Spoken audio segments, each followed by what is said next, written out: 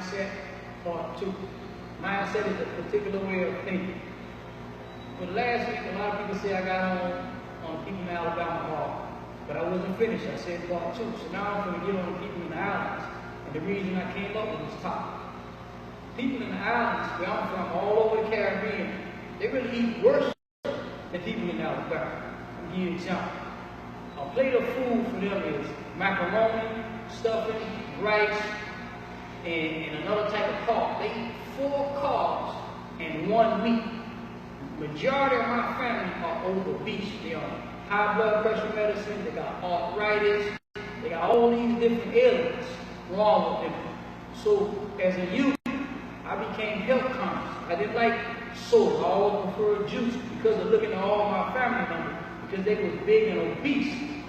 So I'm going to talk about the solutions in Part 2.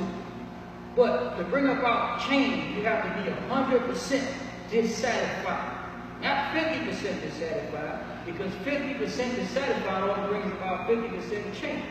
So in the word change, it has 6 letters. And the number 6 represents dissatisfaction.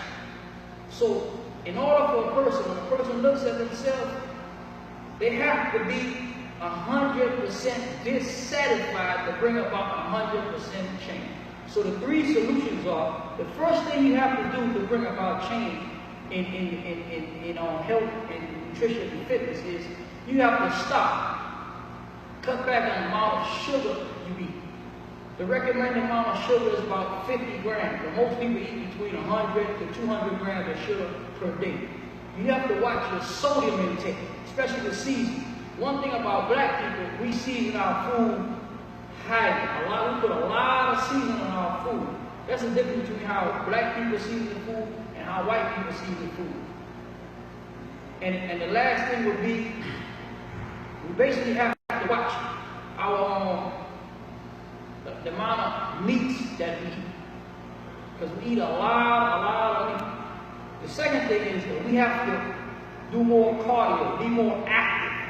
Please be active for 30 minutes a day. Walk for 30 minutes a day. Walk the steps. Do some kind of exercise. This will help bring about this change that you're looking for. And the last thing would be, you have to have a cutoff time to eat at night. You can't eat all night.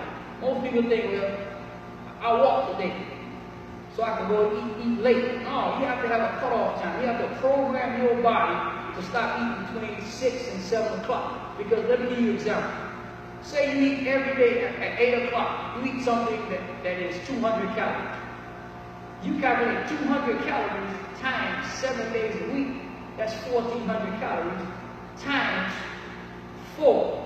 1,400, 2,800, that's 5,600 calories in a month, which is 1.5 pounds of fat per month times a year. So you can pick up 10 to 20 pounds in a year just eating something after 7, 8 o'clock, 200 calories every day. And that's why one day you look up, you look like this, and the next day, a year later, you might be 20 pounds overweight.